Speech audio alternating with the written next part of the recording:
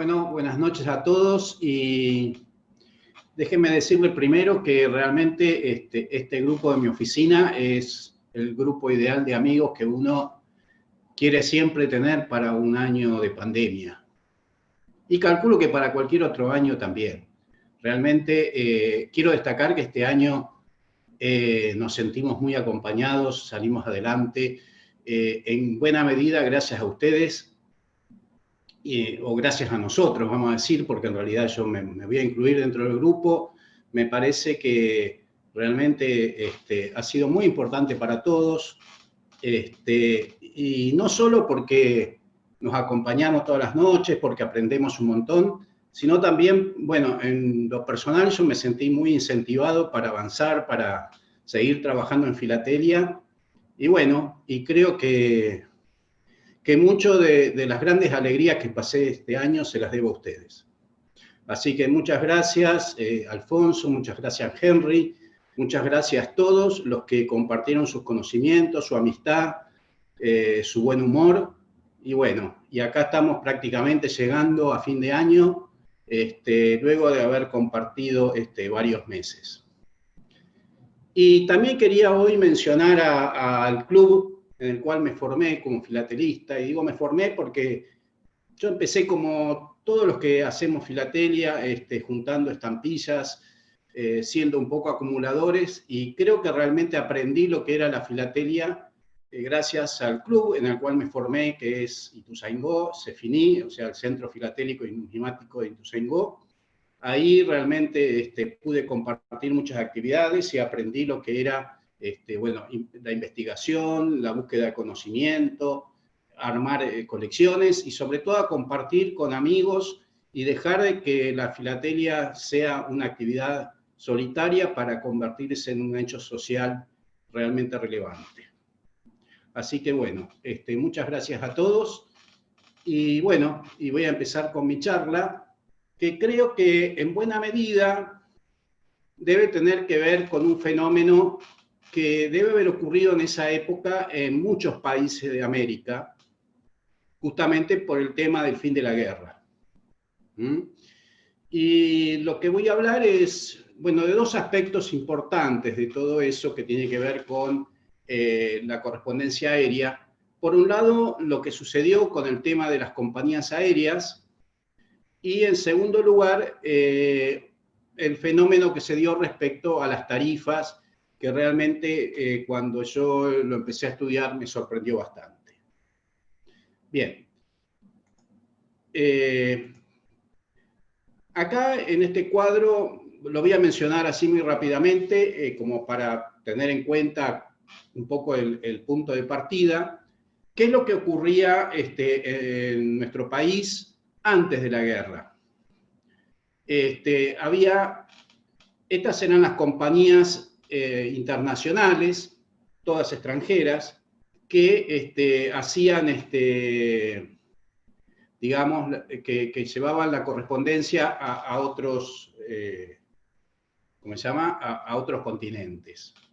Teníamos a la Cóndor Lufthansa inicialmente, que, bueno, sí, claro, ni bien comenzó la guerra, tuvo que cesar sus actividades, pero bueno, la siguió con Cóndor Lati. Cóndor sabemos que era una compañía alemana que operaba en Brasil y coordinaba con la compañía alemana inicialmente y luego con Lati, la compañía italiana, y eso pudo hacer que siguiera esa comunicación con Europa, pero hasta fines de 1940, cuando ya Lati también tuvo que interrumpir sus vuelos a Sudamérica. Air France, que estaba operando en nuestro país desde 1928, tuvo que, ¿cómo se llama?, interrumpir sus servicios, y no fue por causa de los alemanes, sino justamente cuando Francia se rindió y firmó un tratado con los alemanes, fue justamente, digamos, el ataque de los ingleses el que le impidió seguir adelante con los vuelos, sobre todo en toda la zona del África y, bueno, y y el cruce del Mediterráneo. Así que, digamos, el France a mediados del 40 tuvo que interrumpir. Con lo cual, prácticamente, Pan American, que era antes de la guerra la que, digamos, desarrollaba los servicios en toda América y que también se había extendido hacia el Pacífico, hasta Hong Kong, fue la que tomó el relevo y poco a poco empezó a hacer, como se llama, viajes a distintos lados del mundo. En el caso nuestro tenía la vía directa por Natal Bolama, y también estaba el otro servicio vía Nueva York, que se inició en septiembre de 1939, viendo que justamente se iban a ir cortando las otras líneas internacionales. Esto hizo que a lo largo de la guerra, Pan American prácticamente fue la que tomó todo el mercado postal internacional, y así llegamos hasta el año 45. Acá, por ejemplo, vemos las distintas líneas que tenía Pan American hacia Europa en enero del 46. Y las sobretasas que tenía. Bueno, por ejemplo, había algunos casos en que acá en este caso solamente Rumania, pero anteriormente había habido otros casos en el cual la correspondencia solamente llegaba hasta Nueva York, y eso costaba $1 la sobretasa cada 5 gramos, lo mismo que salía a Estados Unidos, ¿no? Perdón, me fui. Y después teníamos la vía directa, que era Natal, Dakar, Lisboa, Londres, que costaba 1,25, y la que era por Nueva York costaba 1,50. Hay que decir que el precio de las sobretasas previo de la guerra, inicialmente, ya desde 1928 en adelante, cuando las compañías fueron estableciéndose en el país mediante contratos con el gobierno nacional, siempre las sobretasas fueron puestas de común acuerdo, un poco, digamos, ya estaban fijadas en los contratos y después, bueno, cada tanto se aumentaban, pero esto daba una escala bastante compleja de sobretasas a distintos destinos. Por ejemplo, Pan American dentro de América tenía distintas sobretasas según el país al cual íbamos, y bueno, uno podía tener una escala de 6, 7 valores diferentes. Y así, por ejemplo, a otros continentes, una cosa era Europa, otra cosa era Asia, bueno. Y en definitiva era una escala bastante compleja de sobretasas. Bien, ¿qué es lo que pasó en el año 46? No, perdón, antes de eso quería mostrar estas cartas que son ejemplos de esto que yo les contaba. Por ejemplo, acá tenemos una carta a Alemania de febrero del 42 por la vía directa, que paga 1,25 de sobretasa más los 20 centavos de porte ordinario. Y esta, que es una carta bastante linda por el hecho de que sale desde Esperanza, que es en Jujuy, y que siguió por una línea muy particular que había hecho, ¿cómo se llama? Pan American, que era la vía diagonal que pasaba por el centro del país, digamos, por Salta, después pasaba por Jujuy y seguía después por el Pacífico. Y bueno, esta es una carta que va a Londres, y como va por vía Nueva York, paga 1,50, y después los 20 centavos del porte. Bien. Tiene una bandereta muy linda acá de las Naciones Unidas. Bueno, sigamos. Y esta es otra carta que va dirigida a Madrid, con censura de Madrid. Perdón, es una tarjeta. Y bueno, es muy linda porque realmente tiene la tarifa exacta, que era 1,25 por vía directa, más los 4 centavos que costaba, ¿cómo se llama? La tarjeta. En realidad es un entero postal, ¿no? Bien. Bueno, ahora sí, ¿qué fue lo que pasó en el año 46? En el año 46, arriba al país, o sea, el gobierno hace un contrato con la British South American Airways, que comienza sus vuelos regulares el 21 de enero. Bueno, en realidad el 21 de enero hizo el primer vuelo desde Londres a Buenos Aires y el 26 de enero, digamos, de Buenos Aires a Londres. Acá este es ¿cómo se llama? Un cuadernillo informativo de correos y telecomunicaciones que llamativamente en la tapa pone, ¿cómo se llama? Un avión de la British, y esto que es un camioncito del correo con un cartero, etcétera. Esto debe ser cuando cargaban la correspondencia en el avión para ir a Europa. Bien. Lo sorprendente, y esto realmente es muy llamativo, es que las sobretasas que contrata la British con el gobierno nacional son muchísimo más económicas de las que venían siendo hasta ahora. Si nosotros teníamos una sobretasa de 1,25, que era la más económica que había en Europa por vía directa, la British pone una sobretasa de 40 centavos. Fíjense ustedes, mucho menos de la mitad. Realmente muy llamativo esto. Y bueno, y además, luego combinaba con vuelos con otros servicios en Europa, al África, al Asia, y costaba 75 centavos.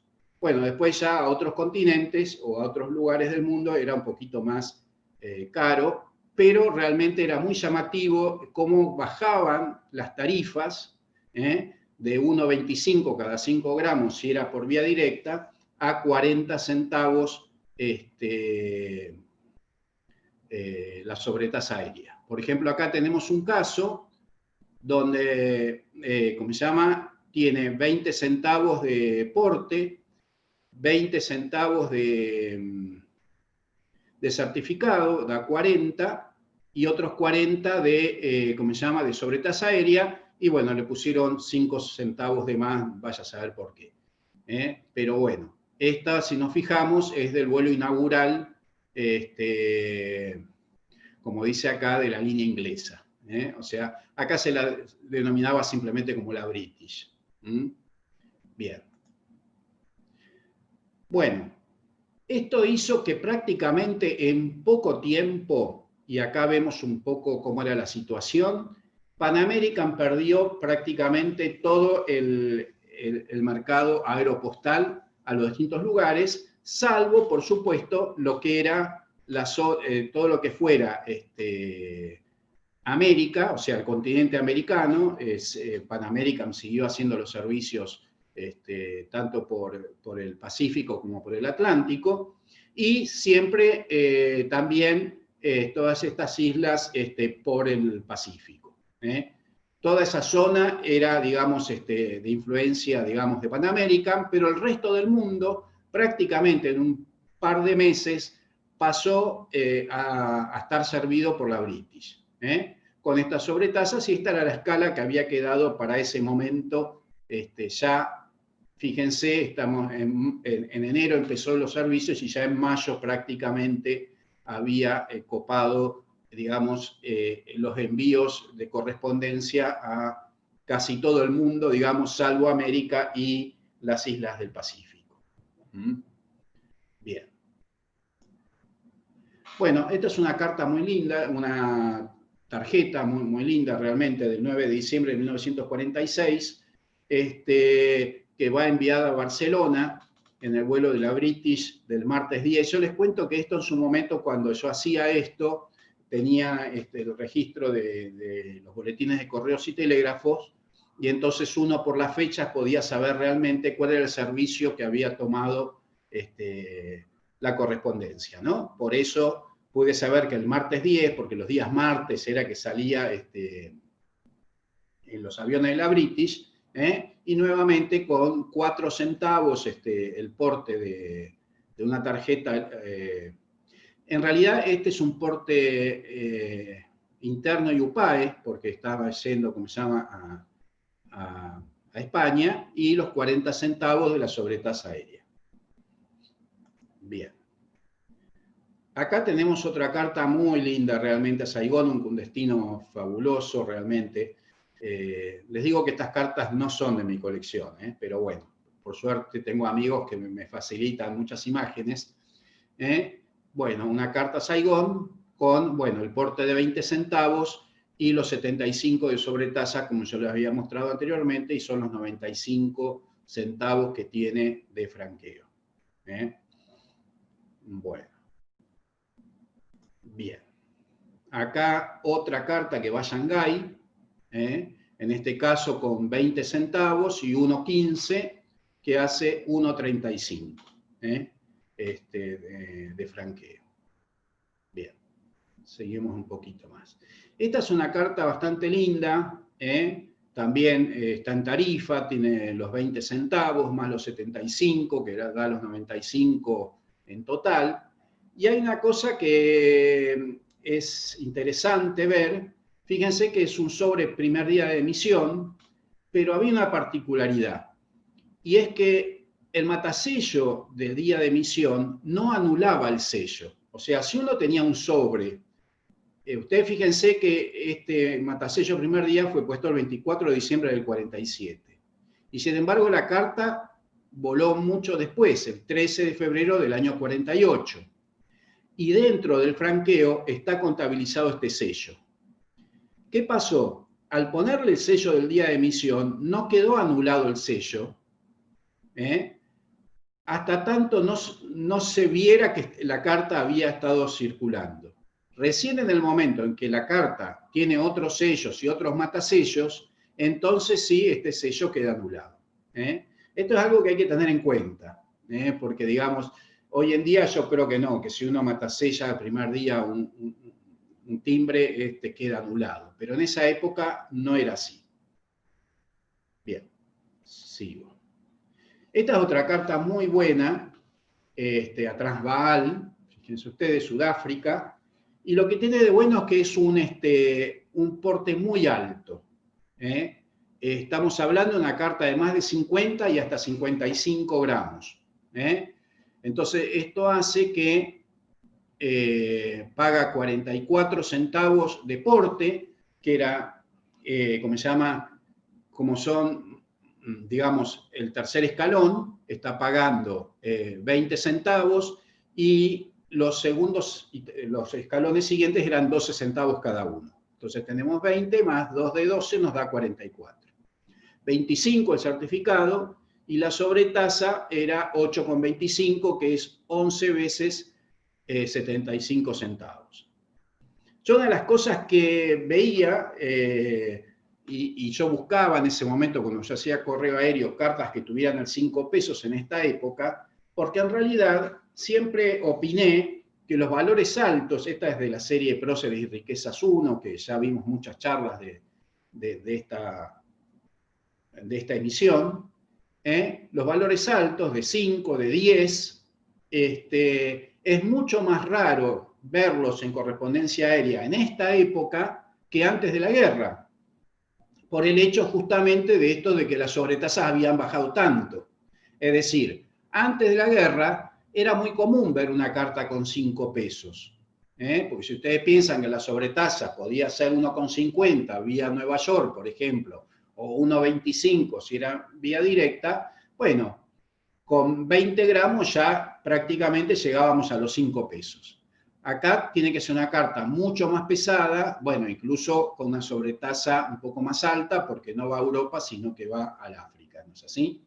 Pero digamos, yo creo que hay que tenerlo en cuenta eso, de que en el periodo inmediato después de la guerra, este tipo de sellos en carta es un poco más difícil de ver que antes de la guerra o durante la guerra. Bueno, y ahora viene un poquito la cuestión política, porque claro, nosotros estábamos en la época en que el presidente era Juan Domingo Perón, ¿sí? Y justamente el peronismo, o justicialismo, como se llamaba el partido oficialmente, era un partido que se ufanaba de defender la soberanía nacional. Entonces, durante este periodo, buscó y creo que aprovechó este momento histórico para encontrar un cierto equilibrio respecto de lo que eran las compañías aéreas. Y lo hizo en dos medidas, en dos aspectos, esos dos que yo mencioné. Por un lado, trató de equilibrar el tema de los costos, bajar los costos de la correspondencia al exterior, que además, ustedes piensen que después de la guerra, digamos, los viajes en avión habían avanzado muchísimo, la aeronáutica había avanzado muchísimo, y eso hizo que también se abarataran los costos y fueran mucho más económicos. Ya en Europa había todo un movimiento para bajar las sobretasas aéreas. Yo la verdad que no conozco mucho de la correspondencia de esa época, pero sería bueno ver si esto ocurrió. Y ahora vamos a ver un ejemplo con Estados Unidos que es muy llamativo. Y por otro lado, para poner, digamos, como medida de política internacional el tema de la reciprocidad. Es decir, la idea era que nosotros podíamos autorizar a cualquier país o a cualquier compañía de una bandera extranjera a venir al país con sus vuelos, si ese país a su vez nos autorizaba a que nosotros lleváramos nuestros aviones hasta allá. Y lo mismo después, porque no siempre era simultáneo, el hecho del servicio postal. Es decir, a veces estaba autorizado solamente el hecho de que vengan los aviones con pasajeros, porque ya también en esta época había vuelos con pasajeros, y por ahí, por otro lado, o quizás a veces en el mismo momento, también que trajeran y llevaran correspondencia. En el caso de la British, ya cuando vino se le autorizó a llevar correspondencia porque justamente uno de los objetivos era abaratar el precio de la correspondencia a Europa. Y eso se logró a principios del 46 con el arribo de la British. Ese mismo año se crea la Flota Aérea Mercante Argentina, que inició sus servicios aéreos al exterior. El 4 de julio empezó con los vuelos a Chile, el 17 de octubre a Río de Janeiro y el 13 de septiembre a Londres. Estos fueron vuelos, pero no todavía servicios aeropostales. Bien. Acá quiero mostrar, esto me pareció interesante como para ubicarnos en la época, lo que podía ser un viaje en avión a Europa. Acá tenemos todo el recorrido, digamos los horarios, desde Buenos Aires hasta Londres, por ejemplo. Entonces, en ese caso, el viaje iba a tener una duración total de 53 horas, o sea, 2 días y 5 horas. Había de vuelo real 37 horas, 12 horas de pernocte en Recife, acá se nota perfectamente en el horario que el pernocte se hacía en Recife, y las escalas, cada vez que llegaba a un lugar, había una hora, digamos, entre la llegada y la salida del avión, suman otras 4 horas y eso hacía las 53 horas, ¿cómo se llama?, que llevaba un vuelo a Londres. Bueno, como para que nos imaginemos un poquito. O sea, viajar en avión en esa época era un poquito todavía aventurado, además debía ser bastante caro, y no mucha gente iba en avión a Europa. Yo tenía una tía que había ido a Europa en esa época y me dijo, no, nosotros fuimos en barco, en esa época no íbamos en avión a Europa todavía, aunque dice, había quienes sí. Bueno, cosas de la época como para ubicarnos un poquito. Bien.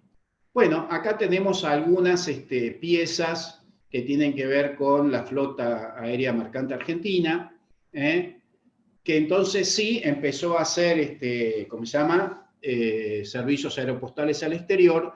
Bueno, el 2 de diciembre del 46 está que va a Chile. Empieza con los servicios a Chile. Bueno, tenía justo esta, me encantaría tener esta tarjeta porque tiene un sello de la caja de ahorro, el porte a Chile era 5 centavos, o sea, el porte interno y UPAE, ¿no? Y las 25 centavos de sobretasa aérea. Bien. Acá vemos otros dos vuelos inaugurales, inaugurales desde el punto de vista de aeropostal, ¿no es así? Este es el vuelo, digamos, Argentina-Brasil, que fíjense que en realidad estos son sobres preparados para ir y volver, se paga la sobretasa, digamos, de 5,25 que hace los 30, pero después esta carta volvía al remitente, porque justamente era para poder guardarse el vuelo inaugural. Y este es el otro vuelo inaugural que se hace a Europa, pero bueno, esta carta fue hasta Senegal, y paga los 60 centavos que estaban vigentes desde la época que había iniciado los vuelos de la British. Por supuesto, Fama cobró los mismos valores, los 40 centavos más los 20 centavos de porte. Bien. Bueno, Fama empezó con un problema, porque el 23 de diciembre uno de los aviones tuvo un accidente muy, muy fuerte, murió la mayoría de la gente que estaba en el avión, y eso hizo que durante ese mes se interrumpieron los vuelos de Fama.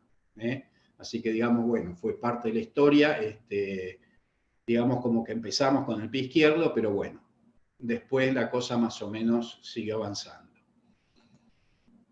Bueno, como había dicho antes, esto lo quise poner acá, pero, ¿cómo se llama? Todos los vuelos que se autorizaban de otros países, como, bueno, por ejemplo, en esa época empezó a venir Iberia, Italia, LAN Chile. Bueno, todo eso suponía que nosotros a su vez podíamos llevar nuestros aviones, bueno, a Chile, a Brasil, a España, a Italia, etc. Por ese principio de reciprocidad. Bien. Fíjense que el 26 de junio del 47, Fama se extiende, inaugura un servicio que saliendo de Buenos Aires, bueno, pasa por Recife, Dakar, Madrid, Barcelona y termina en Roma. ¿Sí? Bien. Acá vemos, por ejemplo, uno de los servicios de Fama, bueno, también cómo era el recorrido y cómo, bueno, salía un viernes y llegaba el domingo a Londres. Bueno. Acá algunas piezas. Esta es una linda tarjeta de Fama. ¿Cómo se llama? Que va a Roma, Italia, en el vuelo inaugural a Roma. Y bueno, tiene un pequeño exceso de franqueo de 3 centavos, justamente porque usaron este sello de 35, pero bueno, pagaba 40 de sobretasa, 20 de certificado y 12 de porte, que era lo que en ese momento pagaba la tarjeta al exterior. Bien. Bueno, y acá vemos por un lado cuáles eran las escalas tarifarias que seguía teniendo, ¿cómo se llama? Pan American. Pan American se seguía manejando con la misma escala tarifaria que tenía antes de la guerra o durante la guerra. Entonces, fíjense, a Uruguay costaba 15 centavos, a Brasil, Chile y Paraguay 25 centavos, en ese sentido cobraba lo mismo que nosotros, a Perú y Bolivia 50, bueno, después otros países 80, 85 y finalmente a Estados Unidos y Canadá y bueno, todos estos países que no voy a mencionar, 1 peso. Es decir, esto estamos hablando cada 5 gramos. Es decir, que en ese momento salía más caro mandar una carta vía aérea a Estados Unidos que a Europa, mucho más caro. Prácticamente, digamos, bueno, sí, bueno, más del doble de la sobretasa, ¿sí? Y esta carta es muy interesante. En realidad hay muchas cartas parecidas a estas a distintos países de América. Yo he visto cartas similares a estas, que en realidad es una prueba que hizo Pan American en algún momento que mandaba cartas desde Estados Unidos a los distintos, ¿cómo se llama?, destinos, siempre a oficinas de Pan American, y desde esas oficinas se las remitían nuevamente digamos, al remitente, porque lo que querían hacer era una prueba del tiempo de vuelo que había y del envío de la correspondencia. Y lo interesante de esta carta es que muestra el contraste del costo, digamos, de la correspondencia que había entre Estados Unidos y Argentina y viceversa. Esto además era una época donde justamente Estados Unidos había disminuido su precio, digamos, el precio de las sobretasas aéreas, pero la Argentina continuaba igual. Y fíjense que un norteamericano para mandar una carta a la Argentina pagaba 10 centavos, mientras que nosotros pagábamos 1,5 pesos, que equivalía a 25 centavos de dólar. O sea que nos salía 2,5 veces mandar una carta de Argentina a Estados Unidos que viceversa. Bueno, ahí es donde se ve ese contraste y cómo de alguna manera en realidad lo que estaba pasando es que Pan American, un poco digamos valiéndose de sus derechos adquiridos, porque en realidad Pan American tenía contratos con el correo argentino o con el gobierno nacional desde 1929, bueno, valiéndose de esos derechos adquiridos, se resistía a bajar las sobretasas, pero que era algo que estaba ocurriendo en el mundo en términos generales. Hasta que finalmente, esto debe haber sido un camino bastante espinoso y por eso se tomó su tiempo el gobierno nacional, no es que inmediatamente bajó las tarifas por decreto, pero sí el 21 de agosto de 1947 logró sacarse una resolución del correo que después fue refrendado por un decreto del Poder Ejecutivo del 16 de octubre, donde se fijaron entonces las tarifas a América. Y se fijó que para los países limítrofes y el Perú se iba a pagar 15 centavos y para el resto de América 40 centavos. Y acá entonces tenemos un vuelo de Pan American, es un vuelo, digamos, conmemorativo de un servicio especial, donde, ¿cómo se llama? Entonces sí, la tarifa eran los 40 centavos de sobretasa más los 5 de porte ordinario. Igual les voy a contar, bueno, eso lo sabemos todo, en esta época Pan American empezó a desarrollarse un montón porque en realidad su principal actividad pasó a ser, ¿cómo se llama?, el transporte de pasajeros, ¿no es así?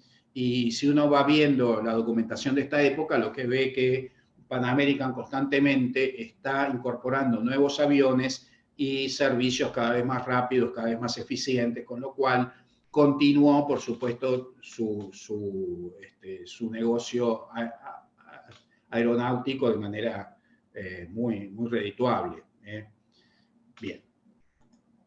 Bueno, para estas épocas, entre el año 1946 y 1956, ingresaron a nuestro país un montón de compañías extranjeras y siempre con este principio de reciprocidad, ¿no es así?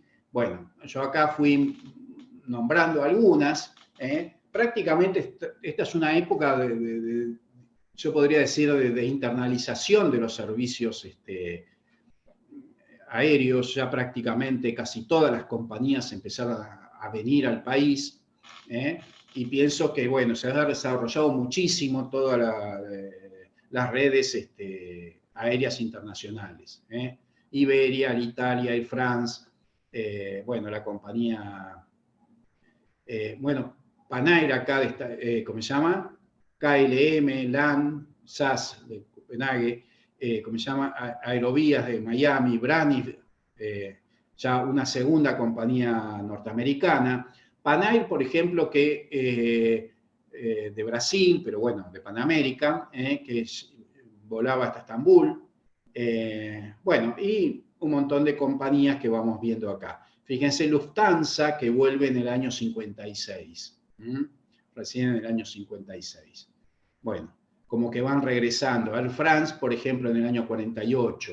O sea, las que se habían tenido que ir por efecto de la guerra comenzaron a regresar paulatinamente. Bien. Bueno, acá simplemente muestro algunas para que veamos cómo, digamos, los vuelos, ya la correspondencia iba por distintas compañías. Por ejemplo, acá Estados Unidos por Braniff, Amsterdam por KLM, Air France, o fíjense, vía Alitalia o Air France. Acá las personas ponen, bueno, depende, el avión que salga primero, ese es el que vas a mandar. Acá está un aviso de un periódico donde anuncia el inicio de los vuelos de Air France. Bueno. Y el tema más espinoso que tuvo que enfrentar el gobierno nacional fue el convenio de reciprocidad con los Estados Unidos. Porque en realidad Estados Unidos se resistía, en alguna medida, a perder esa exclusividad que tenía de los servicios, ¿cómo se llama? Aéreos de Pan American. Pero bueno, llegó un momento donde finalmente, el 1 de mayo del 47, se firmó un acuerdo entre Argentina y Estados Unidos de derecho mutuo de explotación de transporte aéreo entre los territorios, ¿sí? Y el 1 de enero del año 48 se hizo el primer vuelo de Fama a Nueva York.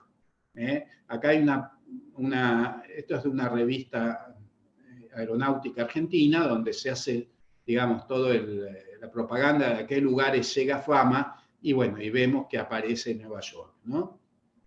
Y bueno, entonces, el 1 de enero, como dije, del 48, se hace el primer vuelo de Fama a Nueva York, con escalas en Río de Janeiro, Natal, Belém, Puerto España, Caracas y Nassau, en Bahamas. Y hay una cuestión, podíamos transportar correspondencia a todos estos destinos, pero Nueva York solamente correspondencia de segunda clase. La correspondencia de primera clase son las cartas y las tarjetas postales, ¿no es así? Y la segunda clase, todos los otros servicios, tipo papeles de negocios, paquetería, etcétera, etcétera. ¿Está bien? ¿Por qué se nos permite llevar correspondencia de segunda clase? Que les cuento cuál era la diferencia. En realidad, las compañías aéreas ya desde hacía muchos años habían aceptado que la correspondencia de segunda clase pagaba menos sobretasa. En general era el mismo valor, pero con mayor cantidad de gramos. Por ejemplo, si una sobretasa era 1 peso cada 5 gramos para primera clase, para segunda clase iba a ser 1 peso cada 20 gramos.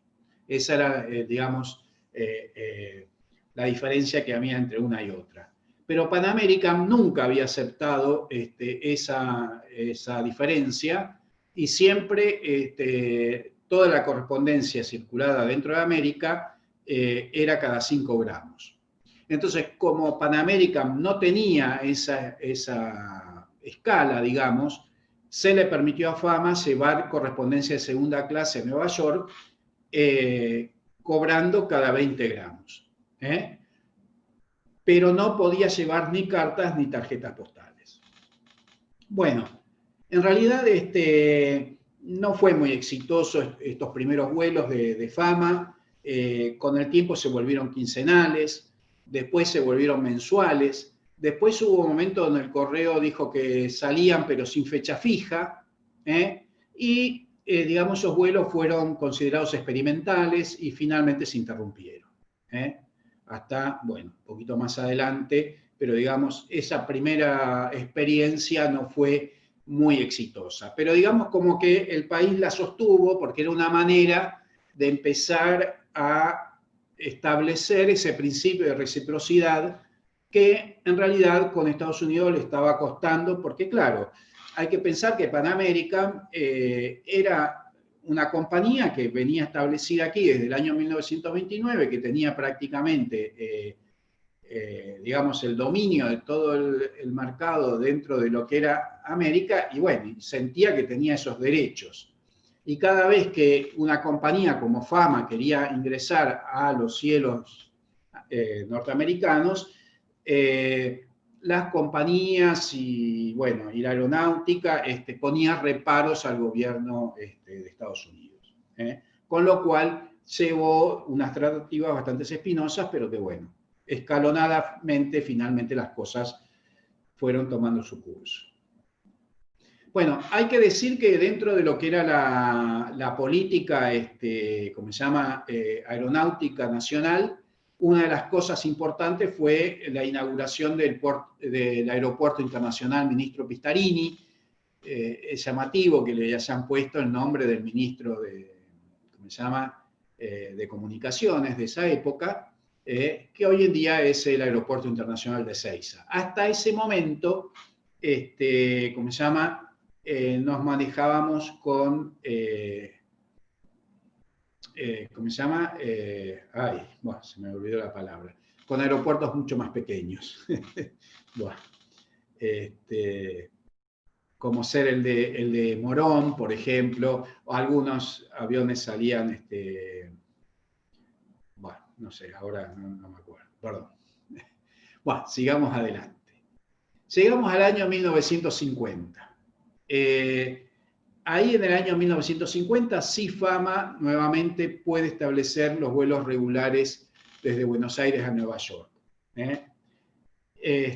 Acá vemos el horario. Bueno, salía un martes, llegaba un miércoles, y a la vuelta, bueno, acá vemos el recorrido.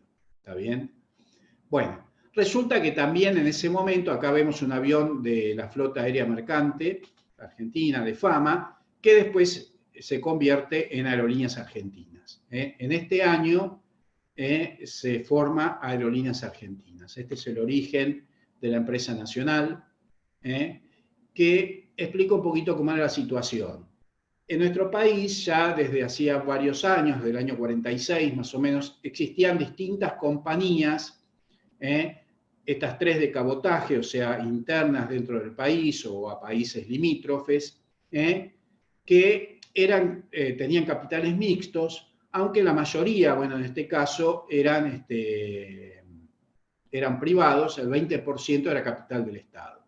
Y en el caso de Fama, el 50% era capital del Estado y la otra mitad era privado. Bueno, lo que se hizo, este decreto del 3 de mayo del 49 fue fusionar y nacionalizar las cuatro compañías, con lo cual pasaron a ser una sola compañía, que inicialmente conservaron su nombre con el aditivo de Aerolíneas Argentinas. Por ejemplo, se decía Aviación del Litoral Fluvial Argentino, Aerolíneas Argentinas, etcétera, o Zona Oeste y Norte de Aerolíneas Argentinas, bueno. Pero después finalmente se le puso la única denominación de Aerolíneas Argentinas. Por eso, cuando nosotros vemos el vuelo inaugural a Nueva York, todavía se menciona como un vuelo de Fama, pero en realidad ya prácticamente la compañía era nacional, y bueno, pertenecía a la Sociedad del Estado Aerolíneas Argentinas. El gran logro entonces de Aerolíneas Argentinas fue primero ese vuelo regular a Nueva York, y en agosto del año 50 se logra el transporte de correspondencia de Nueva York a Buenos Aires. Eso fue todo un hecho, porque digamos, una cosa era llevar correspondencia a Estados Unidos, otra cosa es traer correspondencia de Estados Unidos hasta acá. Pero bueno, por ese principio de reciprocidad finalmente se logró esto. Acá vemos una carta del 21 de marzo de 1955, de 1950, de Buenos Aires a Nueva York, un vuelo inaugural, con, bueno, los 10 centavos que era el porte y 40 centavos la sobretasa aérea. En esa época ya el porte había aumentado a 10 centavos.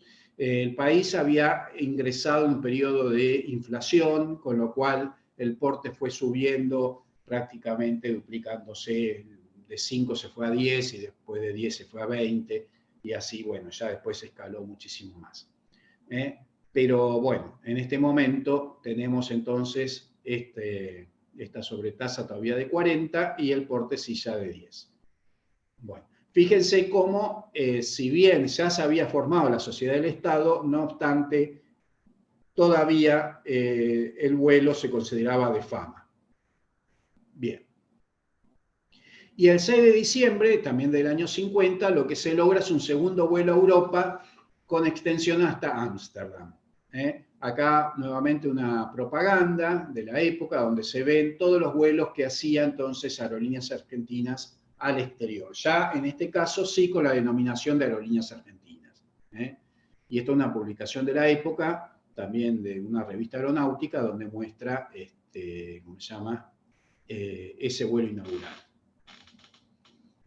Bien. Bueno. En el año 54, desgraciadamente, se interrumpieron los vuelos de la British. ¿Qué fue lo que pasó? Un hecho, en realidad, de repercusión internacional bastante llamativo. Resulta que la British, bueno, primero la British se convirtió en BOAC, cambió de nombre, eso por una cuestión, digamos, de política inglesa respecto de sus compañías, hubo una fusión, en realidad la British se unió a BOAC y entonces cambió de nombre, por eso este sobre que es del año, perdón, no lo veo bien, 51, ya tiene, no, debe ser posterior, bueno, en fin, ya tiene el membrete de BOAC. Bueno, el tema es que BOAC, ¿cómo se llama?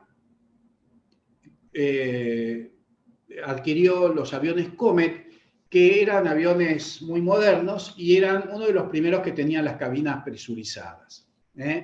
Pero resulta que hubo una serie de accidentes.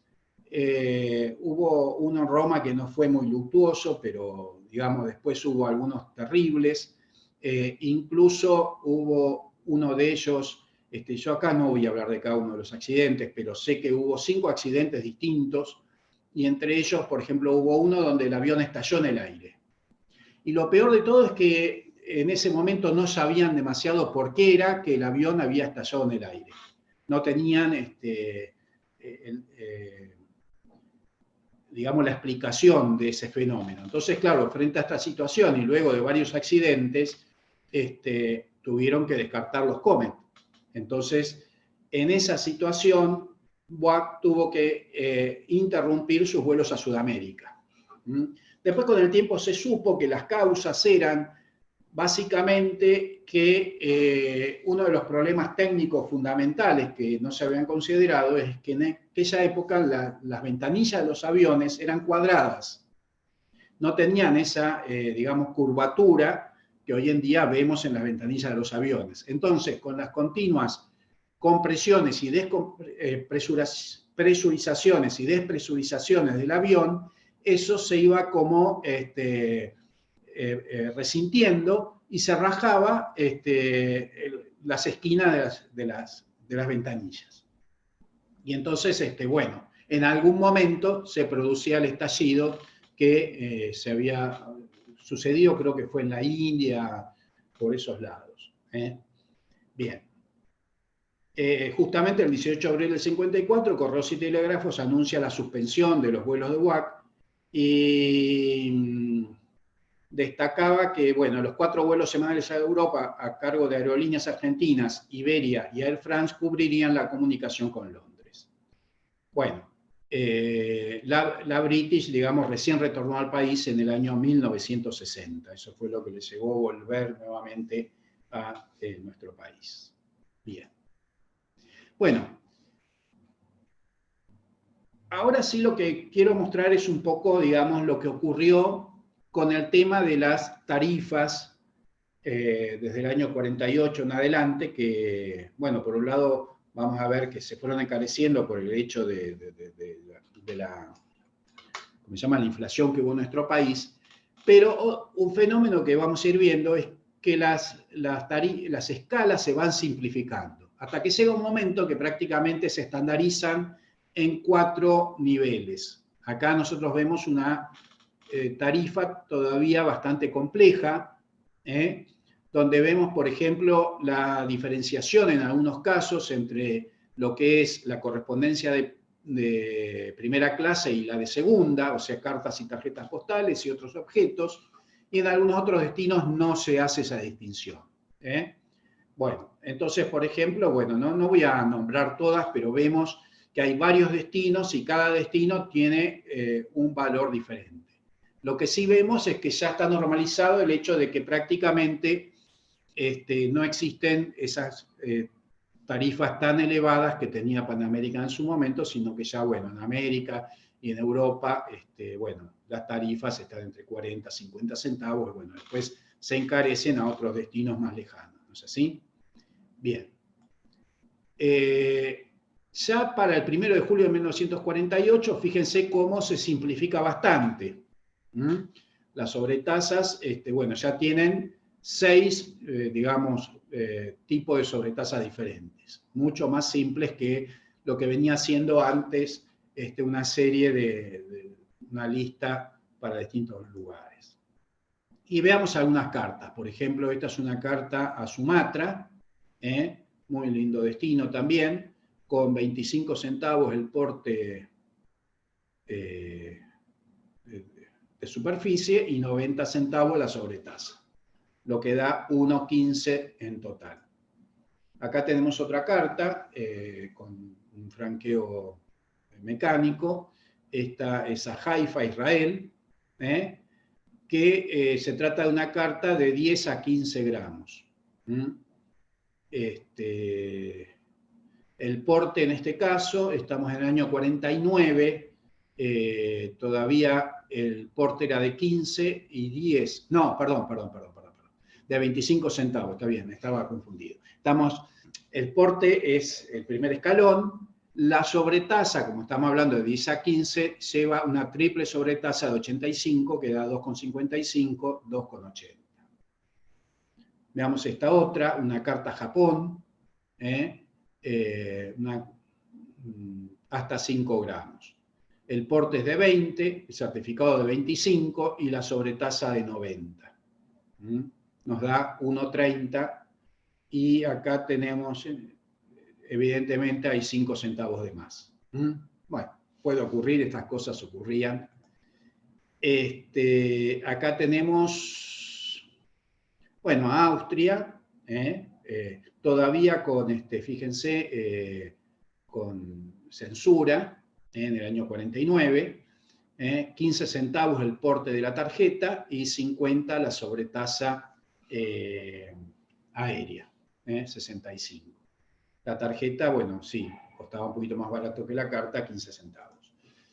Esta es una carta muy linda, yo en su momento la tenía cuando, en una época yo coleccionaba esta serie, y siempre me gustó porque esta es evidentemente una carta filatélica, esta era un filatelista, pero realmente un filatelista con buen gusto, porque yo he visto cartas realmente espantosas de algunos filatelistas que ponían tipo, qué sé yo, hacían dibujitos con las estampillas. Acá no, acá las puso en forma ordenada y sobre todo con una tarifa que es adecuada perfectamente para una carta de 30 a 35 gramos. Es una carta Alemania que no dice gran cosa en cuanto a destino, pero sí, muy linda carta, porque además 2 pesos en carta no es tan fácil encontrarlo, por eso yo buscaba estas cartas cuando hacía esta serie.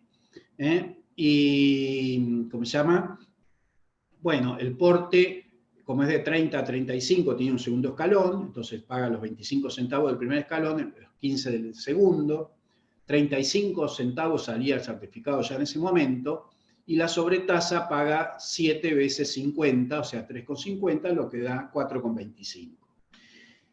Estas 2 series, en realidad, son del año 1950, que en nuestro país era lo que se llamaba el año del Libertador, porque era el centenario de la muerte de San Martín, y justamente son las 2 únicas series conmemorativas que se emitieron ese año. Esta era una serie que tiene varios valores, este es el valor más alto, conmemorativa del centenario de la muerte. Y esta otra es una serie con sobretasa, fíjense, una sobretasa bastante alta, del 100%, que se hizo justamente para poder hacer una exposición filatélica internacional en conmemoración del Año del Libertador. Fíjense, esta serie es una serie bastante bien diseñada, que va mostrando todo el proceso de, digamos, de impresión de un sello postal. Y el sello que está dibujando es justamente un sello de San Martín, que en realidad el valor más alto, que es el de 5+5, que acá lo vemos dibujado, es el sello más alto de la serie, que tiene justamente en verde la imagen del general San Martín. Bueno, algunos comentarios aparte del tema, pero que es interesante porque estas dos series son realmente muy, muy interesantes para la época. Bueno, esta es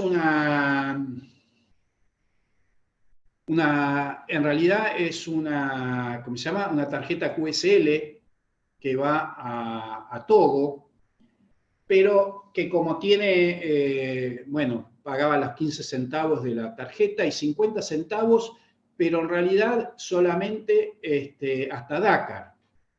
Porque, digamos, al África era otro precio. Lo que pasa que Dakar es camino a Europa, entonces, digamos, los aviones paraban en Dakar, entonces le cobran la sobretasa de Europa. Entonces lo llevan hasta Dakar y después sigue por vía ordinaria, porque no tiene sobretasa para un país africano que no sea este destino de Dakar, ¿sí? Bien. Acá otra carta realmente también bastante pesada, fíjense, más de 140 y hasta 145 gramos, del año 50, que va a Hannover, el destino es bastante común, pero lo interesante de la carta es el peso, ¿no? Porque, bueno, justamente es una lástima que le pusieron sello de 2, porque podrían haber puesto un 10 pesos, ¿no? Un 10 y un 5 hubiera sido fantástico, pero de todas maneras tiene, digamos, un franqueo bastante elevado para la época. Fíjense, es una carta de más de 140 y de 145 gramos, con lo cual paga un octavo, ¿cómo se llama? Un octavo escalón de porte. Yo acá me equivoqué, esto es 25, no sé, se ve que puse mal el dedo cuando lo escribí. Son 25 más 7 veces 15. Da 1,30 el porte ordinario. 35 el certificado y la sobretasa es 14,50. Bueno, acá no lo calculé, pero serán los 50 centavos multiplicados por 28, 29, por 29, ¿sí? Y nos da entonces el total de 16 pesos con 15 que tiene la carta. Bueno, sigamos adelante. Bueno, acá los amigos de Honduras, un lindo destino, no es muy común, del año 50, el porte de 10 centavos, ya está pagando tarifa de la UPAE, certificado de 30 y la sobretasa de 80, que es para una carta, digamos, de 5 a 10 gramos, por eso paga doble sobretasa. Nos da los 1,20 que calculo que tiene, sí. En este caso está exacta. Bueno, llegamos al año 51. Acá vemos cómo entonces, ¿cómo se llama? Directamente se divide, digamos, el mundo en 4 partes para establecer las sobretasas aéreas. Y esto siguió en adelante, digamos, por todas las décadas siguientes, fueron estos los 4 niveles de sobretasas que se fue cobrando. Países limítrofes y Perú, el resto de América, Europa y el resto del mundo. Fíjense cómo en el año 56, por efectos de la inflación, los precios se duplicaron. Exactamente, se aplicaron duplicándolos. Bueno, acá vamos a ver algunas cartas o correspondencia de esa época. Esta es una tarjeta a Madagascar, con 25 centavos de porte y 1,70 de sobretasa. Bueno, redondearon con un sello de 2 pesos el 1,95 que tenía que pagar. Esta otra, Tel Aviv, ¿por qué puse 40? Ah, porque en el 52 aumentó. Acá el problema es que los portes fueron aumentando. Y además fue medio raro porque pasó a 45, después a 50, se redondeó el porte al exterior. Entonces ya en el año 52 se fue a 45, la sobretasa seguía siendo de 1,70 y 2,15 es lo que pagó la carta. Acá vemos una carta bastante linda, también de un peso muy alto, 65 y hasta 70 gramos, con varios sellos de Vaperón, y un 10 pesos fruta acá. Acá ya no es tan raro porque la sobretasa es más alta, entonces es más común verlo nuevamente el sello de 10, pero bueno, igual sigue siendo una carta bastante rara. Austria, fíjense, estamos en el año 52 y seguimos con censura. Bueno, el porte es 1,20, que son 45, un porte cuádruple, paga 0,45 más 3 veces 25 nos da el 1,20. El certificado ya era 60 y la sobretasa son 14 veces un peso. A Europa era un peso. Bien. Acá tenemos otra carta que va a Inglaterra. Esta, bueno, 45 centavos de porte, sería una carta de 20 gramos, vamos a suponer. Bueno, acá puse más de 15 y hasta 20 gramos, 60 centavos del certificado y, ¿cómo se llama? 4 pesos de sobretasa. Acá la verdad que recién ahora me fijo, no entiendo por qué, por ahí alguien sabe más de esto, que tenga esto capaz que debe ser quizás por el peso que lo debe haber revisado, esto por ahí lo podemos charlar después, pero para mí que esto es porque lo revisaron por cuestiones de aduana, porque no tiene sentido censura en Inglaterra en esta época, seguro que no, más bien me parece que es un tema de aduana, ¿no? No me había fijado cuando armé el... Sí, tiene... Sí, control de divisas, ahí está. No me había fijado cuando armé la presentación. Bueno, acá otra Tel Aviv. Ya el porte, fíjense, se subió a 50. De 45 se fue a 50. Certificado también aumentó un montón de golpe a 1,30. Y la sobretasa, bueno, 1,70 seguía siendo por 3 y nos da los 6,90 que tiene 50, 60, 6,90 tiene ahí. Acá Johannesburgo, otra linda carta. Bueno, voy a pasar un poquito por adelante porque me parece que ya, si no, se hace muy largo, pero bueno, para que vean algunas cartas con la forma en que, bueno, se fueron evaluando. Acá a los amigos peruanos, sí, acá tenemos 1,30 certificado, 30 la sobretasa y 20 el porte, 1,80. Perfecto. Fíjense qué caro que se puso en esta época el certificado, ¿no? Bueno, esta una Filipinas, muy lindo destino, también toda analizada, ya 3,40, ya es de la época que se había ido al doble, ¿se acuerdan que en el 56 se había ido al doble? Bueno, ¿cómo se llama? De 1,60 se había ido de 1,70 a 3,40. Bueno, y para finalizar, lo que quería sí mencionar que también en ese periodo se desarrolló muchísimo el tema de las redes internas, ¿no? No lo traté acá porque si no iba a ser larguísimo, pero digamos había un montón de vuelos de aerolíneas argentinas a distintos lugares del país. Acá tenemos dibujado en el año 55 la red interna que había en el país y bueno, puse para representar una carta bastante linda que va desde Bariloche. Bariloche tenía este matasello con este ciervito, y que va a Miramar no el Miramar, digamos, de la playa, sino un Miramar que está en Córdoba, que es al lado de Mar Chiquita, que es una de las lagunas muy grandes que hay, una laguna muy grande que hay en la provincia de Córdoba. Sí, bueno, y con eso finalizo, les agradezco muchísimo la atención y bueno, y espero las preguntas que les parezca que sean necesarias hacer. Muchas gracias. Muchas gracias, Miguel. Muy bien, Miguel. Bueno, Muy Miguel. bueno, Gracias. muy bueno. Muy bueno, Miguel. Bueno. ¿Preguntas por ahí? Miguel, soy yo, Miguel. Sí, sí, Miguel. Hola. ¿Sabés qué? Tengo una duda. ¿Viste la que mostraste hace poco? Una de las últimas, la de los 5 pesos de Eva Perón, creo que era 505. A ver. Buscamos. Porque la estuve sacando y no me da. A ver, puede ser. La anteúltima creo que era, una de las últimas, que tenía un sello de 5 pesos, una certificada. A ver, para.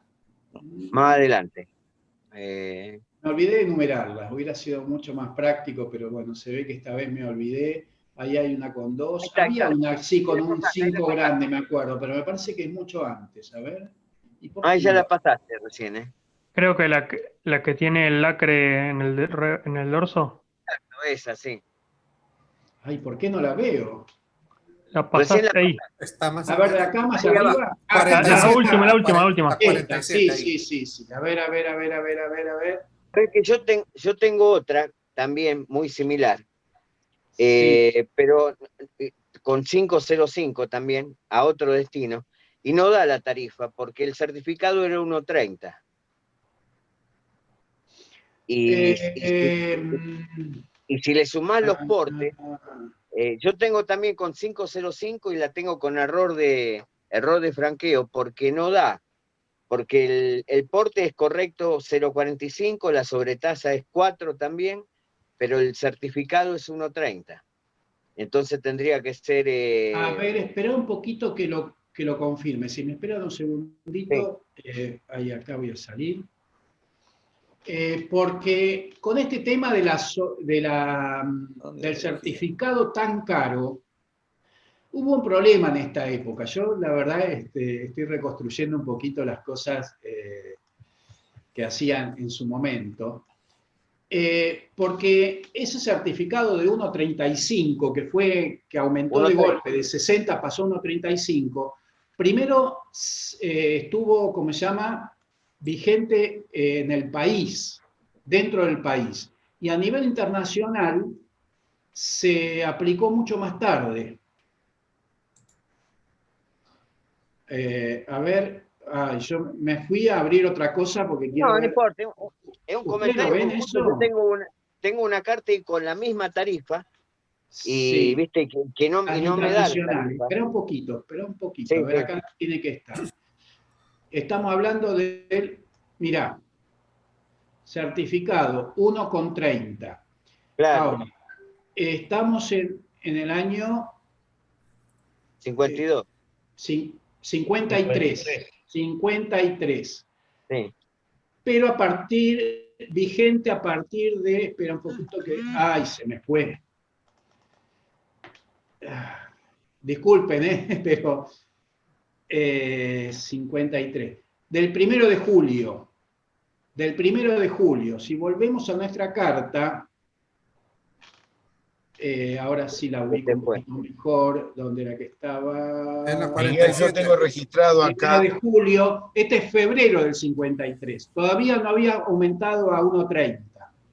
Lo que pasa es que la confusión viene porque el 1.30 ya estaba vigente en el país en el año 52, me parece. Claro, en el 52, exacto. Pero a nivel internacional no, recién en el 53 y a partir de julio.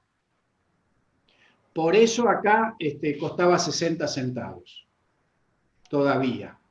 Bueno, hay un error en algunos de los boletines de correo, porque yo tengo, viste, cuando yo tenía la colección de Eva Perón, tenía también lo de los 60 centavos, y hay un boletín de correo, no recuerdo ahora el número, pero lo tengo, después voy a buscar el libro de Eva Perón, donde para el exterior también decía ese boletín, confirmaba el 1.30 tanto a nivel nacional como a nivel internacional. Pero bueno, entonces bueno, si vos tenés ese dato, me Sí, ese viene bien dato también porque me viene bien pero- porque yo tengo una carta igual con ese 505 que la tenía como que no me sí. daba la tarifa, ¿viste? Acá hay cierta confusión, sobre todo para los que hacemos historia postal, porque se dio un hecho realmente. Yo me acuerdo cuando hacía esto y me llamó mucho la atención que el certificado dentro del país era más caro que hacia el exterior. Sí. Pero fue porque, como tenían ciertos compromisos con la UPU, no podían aumentar de golpe el certificado. Tuvieron que esperar, bueno, hasta que finalmente lo pudieron homologar, digamos, el interior con el exterior. Pero recién Ahora, mirá, son raras estas, porque mirá que yo con 8 marcos de Eva Perón, solamente había visto una con lo que es la tarifa de 0,60, así que rarísima, porque después todas las que tengo al exterior son todas con 1,30, todas, y del año 52 y del claro, año 53, todas con 1,30. claro, sí, sí, sí. Bueno, gracias, Miguel. No, de nada. Después cualquier cosa te lo busco la documentación y te la mando para que lo tengas. Bueno, dale, pásamela, Seguro. dale, gracias. De nada. Yo les cuento un poquito, ustedes saben que yo hoy en día soy un fiscalista, ¿no? Pero en otra época, hace muchos años, hacía historia postal, por eso ahora, digamos, tengo que acomodarme a mis recuerdos, porque hace muchísimo que no hago historia postal. Sí me pareció muy interesante rescatar esta historia para mi oficina, por eso la traje a colación y eran trabajos que ya tenía hechos, pero bueno, hay cosas que por ahí tengo que hacer memoria, ¿no? Bien. Bueno, ¿Las preguntas por ahí? Mauricio. Gracias. Primero, Miguel, felicidades. Muy bonita tu charla el día de hoy. Muy entretenida, como siempre.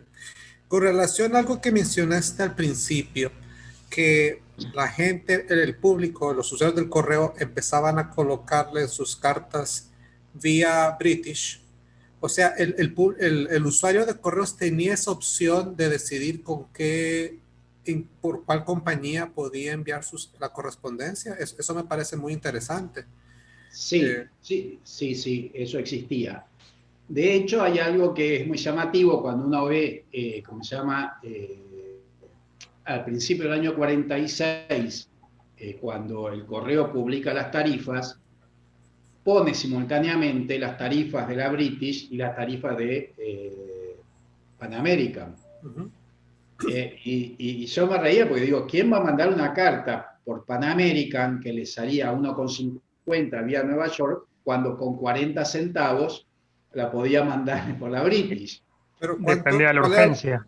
¿Cuál era la frecuencia? No, porque la British iba a ser más rápido. En realidad era porque estaban las dos y el correo tenía en eso, tenía que ser, digamos, objetivo y te decía, bueno, estas son las tarifas, elegí lo que quieras. Si yo le hubiera puesto por la British, me la mandaban por la British y por supuesto tenía que, perdón, si hubiera puesto por Pan American me lo hubieran mandado por Pan American, pero tenía que pagar las tarifas de Pan American. Pero sí, uno podía elegir, si no estaba escrito en el sobre por qué compañía, era por el primer avión, pero si no, era por el que vos habías puesto. De hecho, en épocas anteriores, yo no he visto cartas de esta época, pero de épocas anteriores, por ahí una persona quería, por ejemplo, cuando estaba Condor Lufthansa y cuando estaba, ¿cómo se llama? Air France, si uno ponía por una compañía y perdía el vuelo, tenía que esperar la otra semana.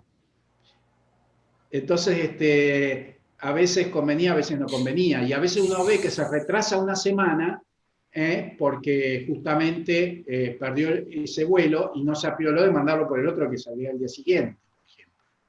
Pero sí, uno podía elegir. Gracias. Y me pareció muy interesante también ver la gran diferencia de tarifas en ese sobre del 1 de noviembre del 46. los 10 centavos estadounidenses versus la conversión al dinero argentino. Aquí en Honduras la diferencia era poquita, era mínima, pero siempre era mucho más barato enviar, en el caso nuestro, de Estados Unidos a Honduras, es más barato que de aquí a allá. Claro. Pero la diferencia es muy poca, la diferencia con ustedes era más del doble. Claro, sí. Y bueno, lo que pasa es que era la escala más... También la dentro de la escala distancia. era el valor más alto. También la distancia. Claro. Sí, claro. Sí, ¿Puedo agregar un comentario? Sí, cómo no. Bueno, primero también te felicito por la charla, muy linda. Y no, sobre las elecciones de las aerolíneas, incluso recuerdan que durante la guerra, con LATI, los alemanes y todo la recomendaban y decían que mandaran vía LATI, porque sí, precisamente esquivaba toda la censura aliada. Entonces ahí, por montones de veces le ponían vía LATI, precisamente con esa intención de esquivar toda la censura aliada. Así que era común, digamos, indicar la aerolínea, en ese caso, digamos, con un objetivo mucho más específico que en tiempo de paz. Digamos que en tiempo de paz es por capricho del remitente o porque sabe que sale antes o por lo que fuera, pero en ese caso en la guerra tenía un objetivo, digamos, muy concreto, que era esquivar toda la censura británica, norteamericana y Claro. francesa. El vuelo de LATI iba de frente de Buenos Aires hasta ¿dónde en Europa? ¿Dónde era la primera parada? En Europa, creo que Lisboa, después Sevilla y después Alemania y Roma. Oh, ok. Digamos, todos países neutrales o del eje. Sí, igual inicialmente llegaba hasta Brasil y seguía la COM. Sí, claro. Después, en algún momento llegó hasta Buenos Aires, pero duró poco tiempo también. Permiso, sí. Llegó a Buenos Aires a partir de julio del año 41 y termina en diciembre del 41, cuando entra en guerra Estados Unidos, que presiona a Brasil para que no le venda más aeronafta, y al no vender la aeronafta no tenían forma de volver. Y bueno, y con eso evitaban no solamente que saltearan la censura, sino los aviones de LATI servían muy bien para ver desde el cielo los buques británicos de mercantes, y los submarinos seguían a esos buques y le daban. Entonces desde arriba le avisaban, hay un mercante en tal lugar, venían los submarinos alemanes y los hundían. Entonces los americanos dijeron basta, se terminó. Claro. Y se terminó. Sí. Claro. Bueno, Brasil entró en guerra también, así que. Claro.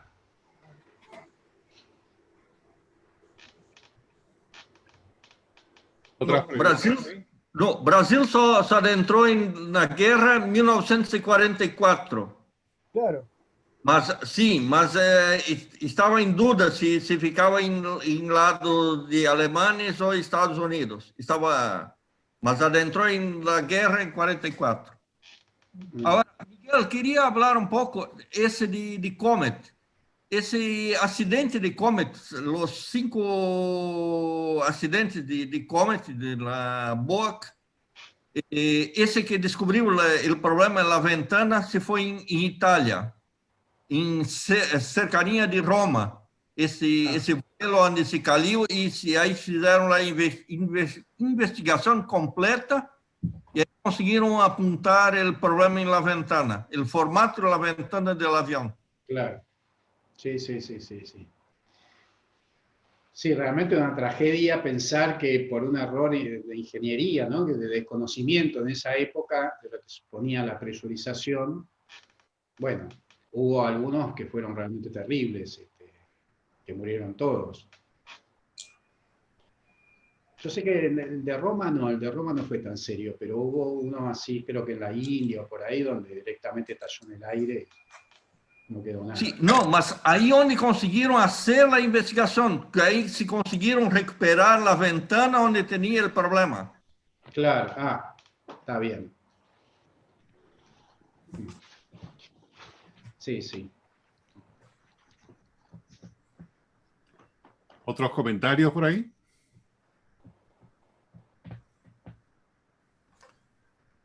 No veo a nadie. Bueno. Bueno, Miguel, entonces con eso, nuevamente muchas gracias por la charla, estuvo interesante. Bueno, gracias. Gracias. Y el día de mañana...